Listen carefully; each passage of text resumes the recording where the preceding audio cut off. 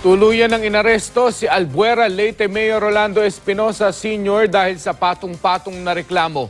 Kahapon inilabas ng Baybay Regional Trial Court ang dalawang warrant of arrest kay Espinosa para sa mga kasong paglabag sa Comprehensive Dangerous Drugs Act at illegal possession of firearms, ammunition at explosives. Matapos kunan ng mugshot at fingerprint, dinala siya sa Baybay Western Provincial Hospital para magpa-medical check-up bago siya dinala sa provincial jail sa barangay Hipusngo, Baybay City para doon ikulong. Hindi siya nagbigay ng pahayag. Agosto ng pangalanan ni Pangulong Duterte ang mag-amang Rolando at Kerwin Espinosa na sangkot daw sa illegal na droga sa Visayas. Kusang sumuko noon ang nakatatandang Espinosa kay PNP Chief Ronald De La Rosa dahil daw sa banta sa kanyang buhay. Pero dahil walang formal na reklamo, pinakawalan din siya noon at pinabalik sa Albuera.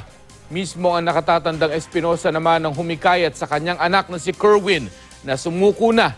Pero hanggang ngayon hindi pa rin siya nagpapakita o nahahanap.